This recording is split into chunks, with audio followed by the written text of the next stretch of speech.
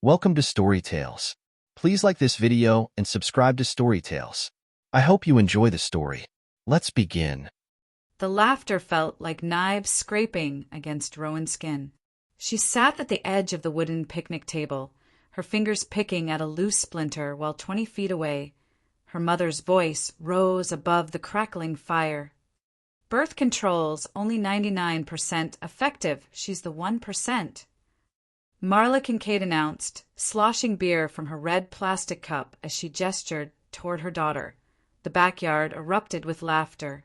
Uncles, aunts, neighbors, all of them doubled over, wiping tears from their eyes. Rowan kept her gaze fixed on the dancing flames of the fire pit, her chest tight with each breath. Her father, Ronan, threw an arm around Marla, grinning wide. "Should have taken the pill and run," he added, his voice carrying across the yard. More laughter. Someone slapped Ronan's back. Rowan's fingernails dug into her palms. This wasn't the first time they'd told the joke. She'd heard variations of it since she was old enough to understand what they meant. A mistake, a statistical error, the unwanted 1%. Mrs. Peterson from next door glanced at her with pity before looking away. That was worse than the laughter. Rowan stood up quietly and walked inside the house, the screen door closing with a soft click behind her. No one called after her. No one noticed in her bedroom. Rowan stared at the ceiling, the muffled sounds of the party continuing without her. The decision crystallized in her mind like ice forming on a winter lake. T2:17 a.m. With the house quiet and dark, Rowan packed a backpack with essentials. 3 changes of clothes, a toothbrush, her school ID. She took the $40 she'd hidden in a hollowed-out copy of The Outsiders and slipped it into her pocket. She paused at her parents' bedroom door, hearing her father's heavy snoring. For a brief moment, she wondered if she should leave a note. But what would she say? That she was tired of being the punchline? That she was done being the mistake they reminded her she was every chance they got? No. She didn't owe them an explanation. Rowan crept down the stairs, careful to skip the 3rd step that always creaked. At the front door, she didn't look back. The highway stretched endlessly ahead as Rowan stuck out her thumb, her heart hammering against her ribs. The first ride took her 30 miles south, a middle-aged woman in a Toyota who asked too many questions and kept glancing at Rowan's backpack. "You running away, honey?" the woman asked, eyes flicking to the rearview mirror. "Just visiting my aunt," Rowan lied, staring out the window at the passing cornfields. 0.4 rides and 14 hours later, she found herself in Des Moines, Iowa. The bus station bathroom became her first home, a place to wash her face and brush her teeth before looking for work. The diner called Blue Plate Special hired her to wash dishes for cash. She gave them a fake name, Jane, and told them she was 18. The manager, a balding man with nicotine-stained fingers, didn't ask for ID. "Don't steal nothing, and we won't have problems," he'd said, handing her an apron. 3 weeks in. Sleeping in the bus station when she could, under a bridge when she couldn't, Rowan met Glory. Glory Tinsley was in her 50s, with deep lines etched around sharp eyes that missed nothing. She found Rowan huddled in a corner of the station, shivering despite the summer heat. "You got the look," Glory said, sitting down beside her. "How long you been on your own?" Rowan didn't answer, clutching her backpack tighter. Glory nodded, as if the silence told her everything. "Come on. I know a shelter where they don't ask for parents' permission." Rowan followed her, not because she trusted the woman, but because she had nowhere else to go. The shelter was cleaner than Rowan expected. Glory showed her how to keep her few possessions safe, which staff members could be trusted, which ones couldn't. "First rule of survival," Glory told her one night as they shared a stale donut. "Don't owe nobody nothing you can't afford to pay back." Over the months that followed, Glory became the closest thing Rowan had to family. She taught Rowan how to navigate the system, how to get a library card without a permanent address, how to find day labor jobs that paid in cash. "What are you running from?" Glory asked her once, 6 months after they'd met. "Being forgotten," Rowan answered. Glory nodded slowly. Then make yourself someone worth remembering. When Rowan turned 17, according to her own count of days, Glory gave her a small pendant, a simple silver coin on a leather cord. "Was my mother's," Glory said. "She was nobody to most folks, but she was somebody to me. Now I'm somebody to you." Rowan wore it every day, tucked beneath her shirt, close to her skin point 2 months later. Glory helped her rent a small room above a laundromat. The next week, Rowan officially changed her last name to Tinsley. "Your family now," Glory had said. "Might as well make it official." By 18, Rowan had her GED and a regular position washing dishes at the Cornflower Diner, working the night shift from 10 p.m. to 6 a.m. The work was hard, the pay barely enough to cover rent. But it was hers. It was at the Cornflower that she met Yvette Morales, a fry cook with a tongue as sharp as her knives and hands quick enough to slip food to homeless teenagers who came to the back door. "You don't talk much," Yvette said one night as they shared a cigarette behind the diner. "Not much worth saying," Rowan replied. Yvette laughed. "I like that. Most people talk just to hear themselves make noise." They formed an unlikely friendship, bonded by the late hours and shared histories of abandonment. Yvette had bounced between foster homes since she was 9. "System's rigged," Yvette told her one night. "Only person looking out for you is you." Rowan nodded. "And sometimes not even then." Yvette introduced her to the hustle small scams that kept them in cigarettes and coffee. They'd find phones left in restaurant booths, reset them, sell them at the pawn shop. They'd buy items with misplaced decimal points at chain stores and return them at full price elsewhere. "It's not stealing," Yvette would say. "It's taxation for being stupid." Rowan was quieter than Yvette, more calculating. Where Yvette was all fire and impulse, Rowan was ice and patience. Together, they saved enough to rent a small apartment with 2 mattresses on the floor and a coffee maker that only worked when you hit it in just the right spot. Night, Rowan would count their money, dividing it into careful piles. Rent, food, savings. The savings pile grew slowly but steadily. She never touched it, not even when they ran out of ramen and had to eat ketchup packets from the diner for dinner. "What's the money for?" Yvette asked her once. Rowan looked up from her neat stacks of $1 bills. "Insurance." "Against what?" "Being forgotten again." Yvette didn't ask more questions. She understood the need for armor. When Rowan turned 20, she suggested they move to Kansas City. "More opportunities," she said, though what she meant was more anonymity, more distance between her and Wisconsin. Yvette agreed with a shrug. Been meaning to get out of this cow town anyway. 3 days later, they packed their belongings into Yvette's beat-up Honda Civic and drove south. As the "Welcome to Iowa" sign disappeared in the rearview mirror, Rowan felt something unfurl in her chest, not quite hope, but closer to anticipation. "Goodbye, Jane," she whispered to herself, using the fake name she'd lived under for years. "Hello, Rowan Tinsley." The abandoned warehouse smelled of rust and old motor oil, but Rowan saw potential in the high ceilings and open space. The owner, a nervous man with darting eyes, accepted their first month's rent in cash without asking questions. 2,000 square feet, Rowan told Yvette as they stood in the empty space. "Enough room for a ring and weight equipment. You sure about this?" Yvette asked, kicking a piece of broken concrete. "We know shit about boxing." "We know about fighting," Rowan replied. "That's enough to start." Using forged documents and a fake business partner named RT Holdings, Rowan secured the lease and registered the Outliers Den as a private athletic club. The name was deliberate, a refuge for those who didn't fit, who lived at the edges.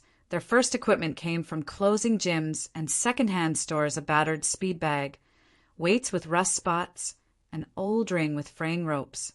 Rowan painted the walls herself, deep blue with silver trim, working through the night while Yvette handled the electrical wiring. "We need members," Yvette said when they'd finished the basic setup. Can't run a gym without fighters. Rowan nodded, staring at the ring they'd assembled. Not just any fighters. We need the ones nobody else wants.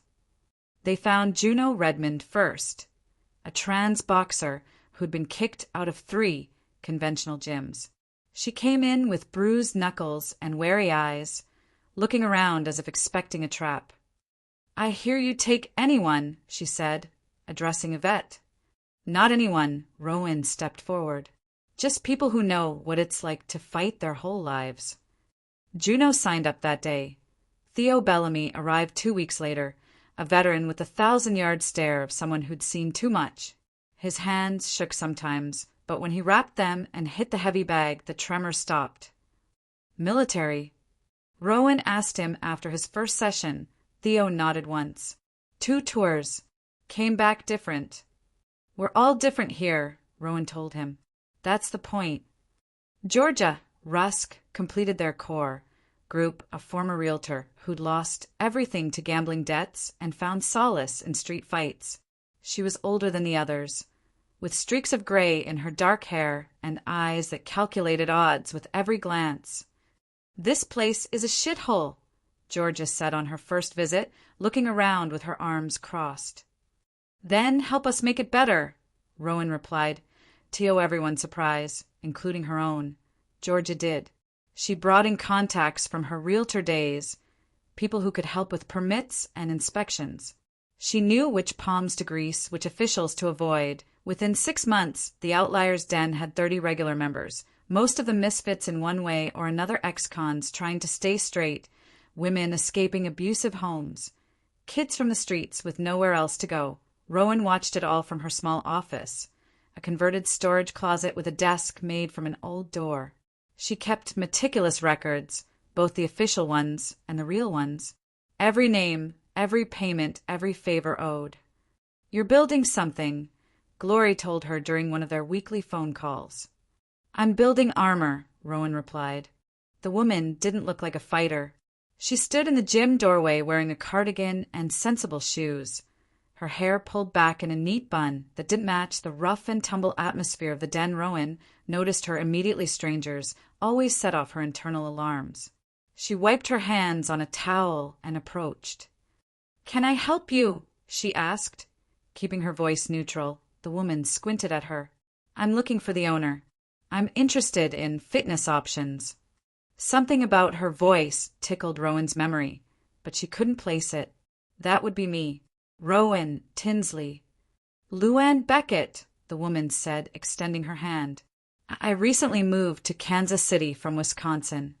Rowan's stomach clenched, but she kept her face impassive as she shook Luann's hand. "Welcome to the Outliers, Denver." She gave Luann the standard tour, watching her reaction to the diverse clientele, the rough equipment, the makeshift office. Luann asked normal questions about membership fees and class schedules, nothing that would raise suspicion. But as she was leaving, she turned back. "You know, it's the strangest thing. You remind me of a student I once had. Quiet girl, very observant. Can't remember her name, though." Rowan felt ice creep into her veins. "I have that kind of face. People always think they know me." Luann smiled vaguely. "Must be it. Thank you for the tour, Ms. Tinsley." 3 days later, Luann returned. This time, she didn't pretend to be interested in membership. "Rowan Kincaid," she said without preamble. "That was your name, wasn't it? You were in my sophomore English class." Rowan closed her office door, leaving them alone in the small space. "I don't know what you're talking about." "I think you do. You disappeared 6 years ago. There were search parties, missing person reports." "Sounds like someone else's problem," Rowan said, her voice flat. Luann leaned forward. "Your parents were devastated. They still have flyers up around town." Rowan laughed, a harsh sound with no humor. "My parents tell a good story. Always have." "So it is you," Luann said softly. Rowan stood, her hands flat on the desk. "Listen carefully. I'm not who you think I am. I've never been to Wisconsin. And if you come back here spreading rumors, you'll regret it." Luann blinked. taken aback by the cold fury in Rowan's voice. I just thought they should know you're okay. I'm not okay. I'm better. And they don't deserve to know anything about me. Rowan opened the door. We're done here. After Luann left, Rowan sat alone in her office, her heart racing. She'd been careless, allowed someone from the past to find her. And if Luann made the connection, others might too. That evening, she called her inner circle together: Yvette, Juno, Theo, and Georgia. They gathered in the ring after closing, sitting on folding chairs pulled into a tight circle. We may have a problem, Rowan told them. Someone from my past found me. So? Yvette asked. Tell them to fuck off. Rowan shook her head. It's not that simple. There are people looking for me, or at least pretending to look for me. What do you need? Theo asked, his voice steady. Information, Rowan replied. I need to know what's being said about me back in Waukesha, Wisconsin. Georgia raised an eyebrow. That where you're from? Never would have guessed with that accent you don't have. I worked hard to lose it, Rowan said. Can you help? Georgia pulled out her phone. Got a cousin who's good with computers. Give me a name to start with. Marla and Ronan Kincaid, Rowan said, the names feeling foreign on her tongue after so many years. Look for anything about their missing daughter. As the others left, Juno lingered behind. You never talk about your past. Because it's not worth talking about, Rowan replied. Juno nodded slowly. Fair enough. But whatever's coming, you don't have to face it alone. That's what this place is about, right? Outliers sticking together. For the first time that day, Rowan felt her shoulders relax slightly. Right. The Kincaids arrived on a Tuesday afternoon, driving a rental car with Wisconsin plates. Rowan watched them from her office window as they parked and sat in the car for several minutes, clearly gathering courage. They looked older. Marla's blonde hair now had streaks of gray, and Ronan had lost weight, his formerly robust frame now almost gaunt. They didn't look like the confident, laughing couple from the backyard cookout. They looked desperate. Georgia had warned her they might come. Her cousin had found social media posts, local news articles, and even a GoFundMe campaign, all painting the Kincaids as grieving parents searching for their troubled runaway daughter. They're working the sympathy angle hard, Georgia had told her, showing screenshots of tearful interviews and prayer vigils, claiming you had mental health issues, that you were kidnapped or coerced to leave. Convenient story, Rowan had replied. Easier than admitting they drove me away. Now, watching them approach the gym entrance, Rowan felt nothing, not anger, not fear, not even satisfaction. Just a cold, clear focus. Yvette intercepted them at the front desk. Rowan could hear their conversation through the partially open office door. We're looking for the owner, Marla said, her voice trembling with what sounded like genuine emotion. Rowan, Tinsley. Do you have an appointment? Yvette asked, her tone deliberately unhelpful. No, but it's important. We're family, Ronan interrupted, his voice breaking. We're her family. Rowan stepped out of her office then, standing tall, her arms crossed. For a moment, nobody spoke. Marla's hand flew to her mouth, tears immediately springing to her eyes. Ronan made a choked sound, something between a sob and a gasp. Rowan, Marla whispered. Oh my God, it's really you. We've been looking for you for 6 years, Ronan said, taking a step forward. Rowan didn't move. What do you want? Marla wiped at her eyes, smearing mascara across her cheek. We want our daughter back. We've been searching everywhere. Really? Rowan asked, her voice flat. Because I wasn't hidden. I wasn't kidnapped. I left. You were 16, Ronan said. You were confused, upset. I was unwanted, Rowan cut him off. The 1%, remember? The mistake you both loved to joke about. Marla flinched. That was just, we were stupid, we didn't think. You did think. You thought it was funny. You thought it didn't matter how it made me feel. The gym had gone quiet. Members had stopped their workouts, watching the confrontation with undisguised interest. Juno and Theo had moved closer, flanking Rowan from a distance. "Please," Marla begged, red-eyed but with something rehearsed in her posture. "We've changed. We've learned our lesson. The community has supported us through this nightmare." "The community," Rowan repeated. "You mean the people donating to your GoFundMe? The ones following your Find Rowan Facebook page? The ones who think I'm mentally unstable?" Ronan paled.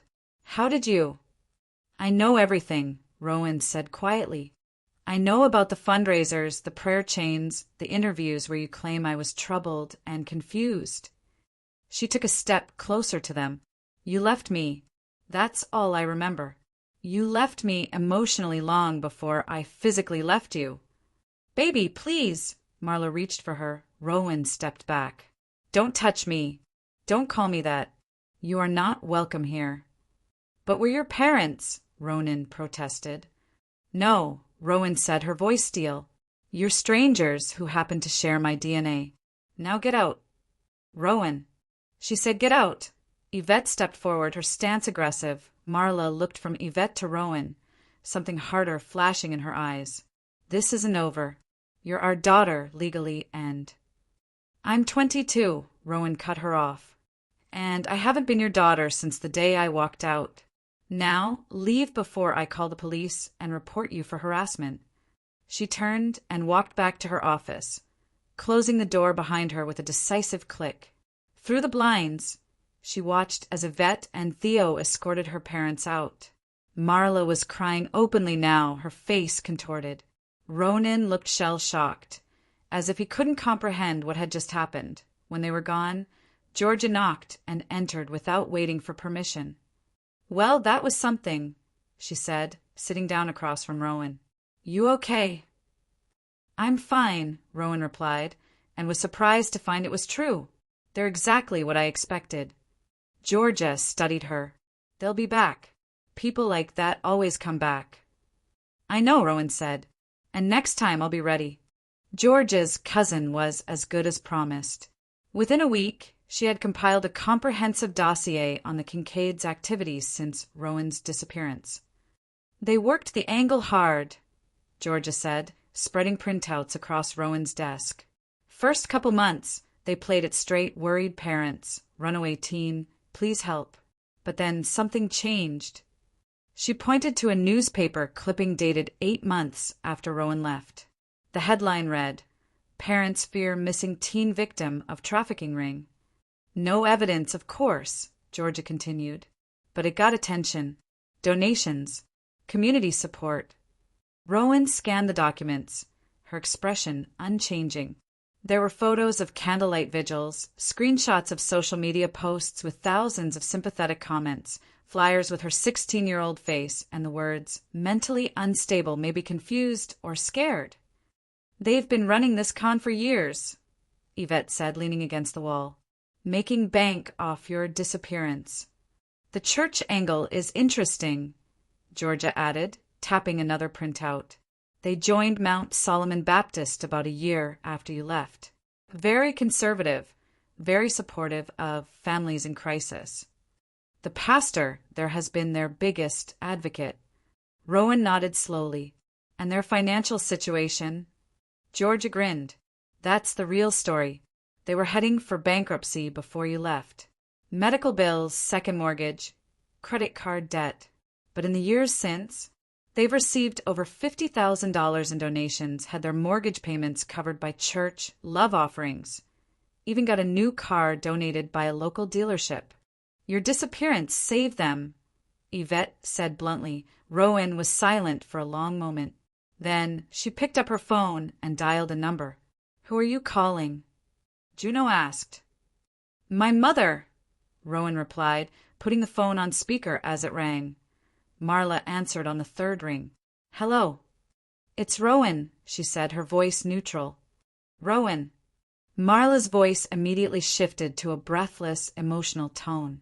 "I knew you'd call. I told Ronan you just needed time to—" "Cut the act," Rowan interrupted. I'm recording this call. There was a pause. Why would you record our conversation? This is between family. Because I want the truth. Did you make up the story about me being mentally unstable? Of course not, honey. You were always sensitive. Remember that time? Did you tell people I was kidnapped? Another pause, longer this time. We had to say something to cover our asses, Marla finally said, her voice dropping its sweet facade. You disappeared without a word. Do you know how that looked? People thought we'd hurt you. So you hurt me instead. You spread lies, made me sound crazy. We did what we had to do to survive. Marla snapped, and it worked. The community rallied around us. For once in our lives, people cared about the Kincaids. You want to take that away now? After we spent 6 years building it. I want the truth to come out, Rowan said. The truth? Marla laughed bitterly. The truth is you abandoned your family because you couldn't take a joke. You ran away like a coward and left us to deal with the fallout. Rowan's fingers tightened on the phone, but her voice remained steady. Goodbye, Marla. She ended the call and looked up at her friends, who had listened in shocked silence. What now? Theo asked. Rowan smiled, a cold expression that didn't reach her eyes. Now we take them down. The journalist's name was Kashmir Ford, a young reporter for a local online news outlet who specialized in exposing frauds and scams. Rowan sent her an anonymous email with a recorded call attached. Listen, I want to help, Kashmir said when they met at a coffee shop 2 days later. But why stay anonymous? Your story would be more powerful if you went on record. Rowan shook her head. I don't want attention. I just want the truth out there. The truth being that your parents exploited your disappearance for financial gain. Among other things, Rowan replied. Kashmir studied her. You know they could sue for defamation. Not if it's all true. And I have proof. The article appeared online 3 days later. Missing person or money-making scheme. The truth behind the Kincaid story.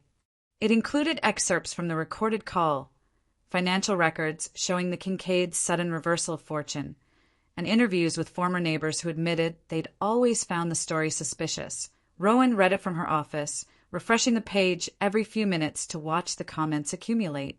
People were outraged, calling for investigations and refunds of donations. The second prong of her attack was more subtle, using information from George's research. She created a fake email account under the name of a former church member and sent carefully crafted messages to key people at Mount Solomon Baptist Church. I've just learned disturbing information about the Kincaids, she wrote to the church treasurer. Have we been misled about their daughter's disappearance? The attached audio seems to suggest they've been exploiting our charity. To the pastor's wife, as a mother, I'm deeply troubled by what I've discovered about Marla Kincaid's statements regarding her daughter. Please listen to this recording and consider whether our church should continue supporting what may be a deception. The seeds of doubt were planted. Now, she just needed to water them.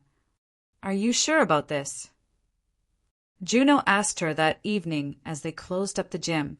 These people, they're your parents. They stopped being my parents the moment they turned me into a punchline, Rowan replied, and they sealed their fate when they decided to profit from my absence. Juno nodded slowly. Just remember what you told me when I first came here.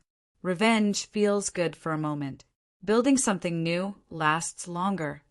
Rowan looked around at the gym they'd created, at the people who had become her real family.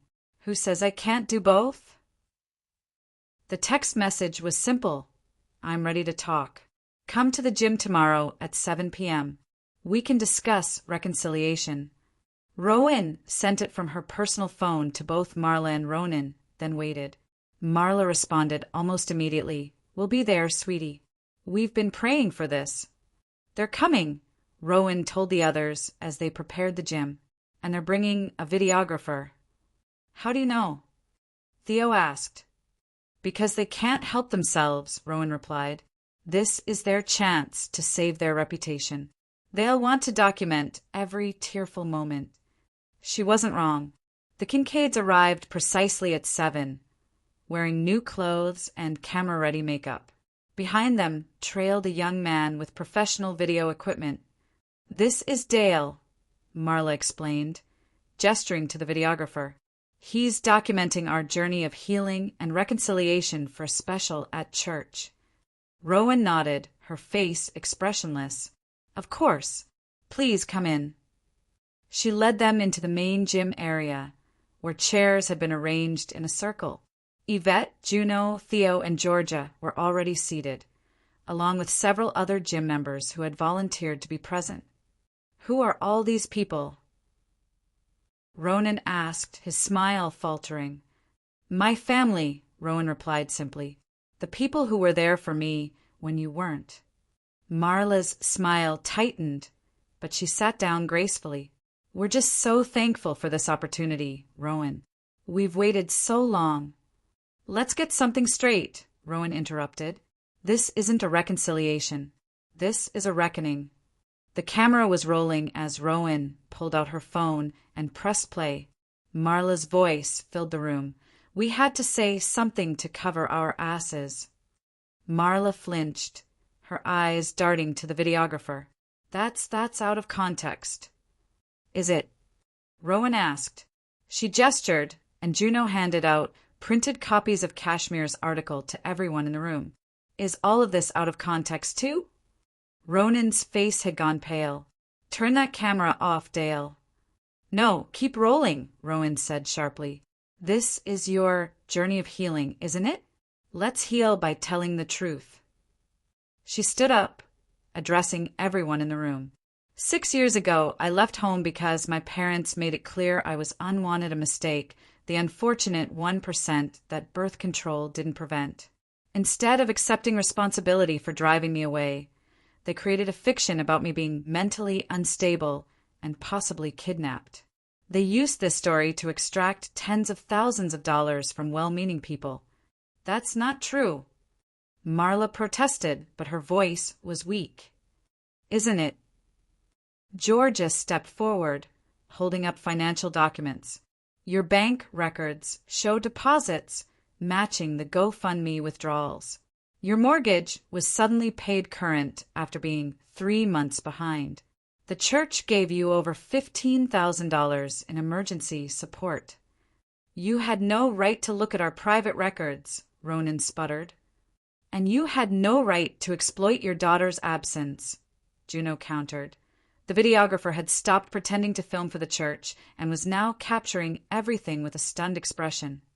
"Dale, put that down," Marla hissed, but he ignored her. Rowan approached her parents, standing directly in front of them. "You have a choice now. You can admit what you did, return the money, and disappear from my life forever. Or I can make sure this footage and these documents reach every news outlet in Wisconsin." Marla stood up suddenly, her face contorted with rage. "You ungrateful little, do you know what we went through? The humiliation, the questions. We had to explain why our daughter ran away. And the truth wasn't good enough." Rowan asked quietly, "The truth?" Marla laughed bitterly. "The truth is you were always difficult, always judging us with those silent, accusing eyes. You never appreciated anything we did for you." "Like what?" "Reminding me daily that I was a mistake, making me the butt of every joke." "It was just jokes." Ronan broke in. "Everyone jokes about their kids." "Not like that," Yvette said from the side. "Not to hurt them."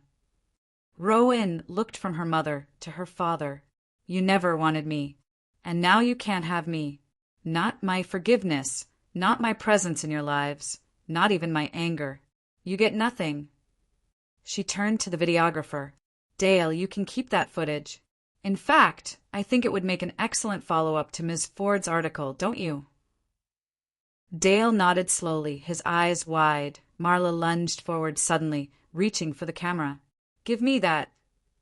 Theo and Georgia stepped between them. "Time for you to leave," Theo said, his voice low and dangerous. "This isn't over," Ronan said as they were escorted to the door. "You can't do this to us. We're your parents." "No," Rowan replied calmly. "You're just the people who made a mistake. The 1% that birth control didn't prevent, remember." The door closed behind them, and for a moment the gym was silent. Then Dale cleared his throat. "So, who wants a copy of this footage?" The video went viral within hours. Dale, it turned out, had freelanced for several news outlets and knew exactly who to send it to. Combined with Kashmir Ford's article, it created a perfect storm of outrage. Rowan watched it unfold from the safety of her office, monitoring social media and news sites as the story spread. First local outlets, then regional, then a few national sites picked it up as a human interest story. Parents exposed for exploiting daughter's disappearance. "You trending yet?"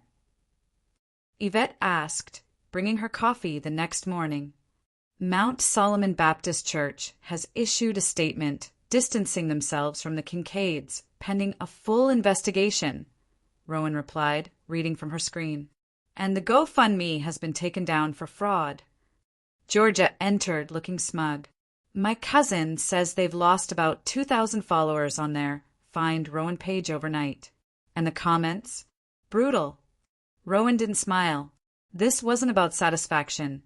It was about justice. 3 days later, Theo brought news from his contacts in Wisconsin. "Your father was fired. Garage where he worked got bombarded with negative reviews and calls." A week after that, Juno reported that someone had vandalized the Kincaid's house, spray painting "liar" across the garage door. "You feeling any better?" Juno asked her, "now that everyone knows the truth?" Rowan considered the question. "I don't feel anything about them. That's better than what I felt before." It was true. Where once there had been a raw wound, now there was just scar tissue, tough, insensitive, a reminder of past pain, but not pain itself. The final blow came when Mount Solomon officially expelled Marla and Ronan from the congregation. The pastor, trying to save face, claimed they had been deceived by the Kincaids' elaborate fabrication and offered to refund all church donations made to the couple. "They're finished in Waukesha," Georgia told Rowan. "No one will touch them now." Rowan nodded. "Good, but we're not done yet." Glory Tinsley died 2 years after Rowan left Iowa, her heart finally giving out after a lifetime of hard living. But before she passed, she had done one last thing for the girl she'd come to see as a daughter. "What do you mean she left you land?" Yvette asked, staring at the legal document Rowan had just shown her. "Glory had a settlement from an accident years ago," Rowan explained. "She used part of it to buy this parcel of land in Wisconsin. She put it in my name, my legal name, Rowan Tinsley." Georgia looked over the deed. "This is in Waukesha County. Coincidence?" "No," Rowan said. "Glory knew where I came from. She never pushed, but she knew." Theo studied the map attached to the deed. "This looks familiar. Isn't this the land my parents lease for their RV storage business?" Rowan confirmed.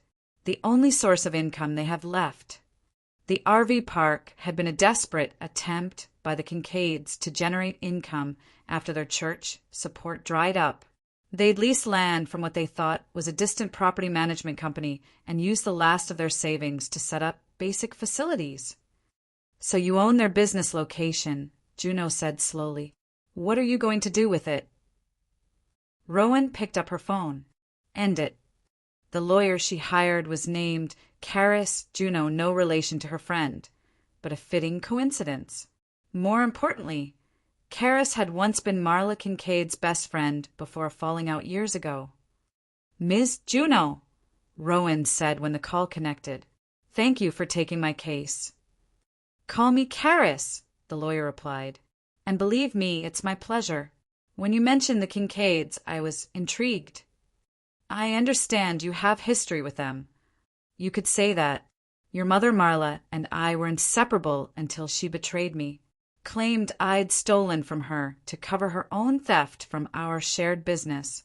I lost friends, clients, nearly my license." "Then you understand my position," Rowan said. Perfectly, Karis replied. And I'm happy to inform the Kincaids that their lease is being terminated effective immediately. The new owner has other plans for the property. Give them 30 days, Rowan said. I'm not heartless. No, Karis agreed. Just thorough. They came at sunset, just as Rowan was closing the gym. Marla looked gaunt, her once carefully maintained appearance now disheveled. Ronan stood behind her, shoulders slumped in defeat. Rowan watched through the window as they stood on the sidewalk, apparently gathering courage. She opened the door before they could knock. I told you not to come back, she said. Please, Marla's voice cracked. Her eyes were red-rimmed, her hands trembling. Please, we have nothing left. The land, the RV park, it was all we had. I know, Rowan replied. Realization dawned on Marla's face. It was you? You're the new owner. Glory, Tinsley left it to me before she died. She was my real mother in all the ways that mattered. Ronan stepped forward. Rowan, we're sorry. Truly sorry. We were wrong about everything. The jokes, the lies, all of it. We see that now. Now that you've lost everything, Rowan observed. Please. Marla dropped to her knees on the sidewalk, sobbing. We have nothing. Juno and Georgia appeared behind Rowan, flanking her like sentinels. I gave you everything you deserved, Rowan said coldly. Now go rot like the trash you are. We're your parents, Ronan tried one last time. Your blood. Blood doesn't make family, Rowan gestured to Juno and Georgia. These people do. They stood by me, supported me, believed in me. You just used me first as a punchline, then as a meal ticket. She stepped back into the gym. Don't come here again. There's nothing for you here. The door closed with finality, leaving the Kincaids broken on the sidewalk. You okay? Juno asked softly. Rowan nodded. Better than okay. I'm free. The Outliers' den expanded, taking over the building next door. During the day, it operated as a youth center, offering free classes and a safe space for teens from troubled homes. At night, it remained a gym for fighters who didn't fit anywhere else. Rowan's inner circle stayed loyal. Yvette took over the day-to-day operations of the youth program. Theo worked with veterans, using boxing as therapy for PTSD. Georgia managed the finances with ruthless efficiency. Juno became a coach, mentoring young trans athletes who had nowhere else to go. Rowan watched it all from her office, now a proper room with a desk that didn't wobble and chairs for visitors. On the wall hung a single photo. Glory, Tinsley, smiling wryly at the camera, her weathered face full of hard-won wisdom. Sometimes at night, after everyone had gone, Rowan would sit alone in the empty gym, remembering the bus station in Des Moines, the cold nights, the hunger. She would touch the silver pendant she still wore under her shirt and whisper thanks to the woman who had saved her. She never forgave. That wasn't in her nature. But she built something better than forgiveness, a legacy of strength, a haven for others who had been cast aside. Her name was respected in Kansas City now, sometimes feared. The woman who owned the Outliers' den didn't suffer fools, didn't extend second chances, didn't flinch from hard truths. But she offered shelter to those who needed it most. You've become someone worth remembering, Yvette told her on the 5th anniversary of the gym's opening. Rowan smiled slightly. That was always the plan. The letter arrived on a Tuesday, addressed simply to Rowan Tinsley, The Outliers, Denver. The envelope was cheap, the handwriting unsteady. Rowan opened it at her desk, unfolding a single sheet of notebook paper. Dear Ms. Tinsley, it read. My name is Emma. I'm 15 and from Des Moines. They call me a mistake too. I heard about what you did. Can you help me? There was a phone number at the bottom, scrawled in pencil. Rowan stared at the letter for a long moment. Then she reached for her phone and dialed the number. Emma, this is Rowan Tinsley. Yes, I got your letter. She paused, looking at Glory's photo on the wall. Always, she said. I'll always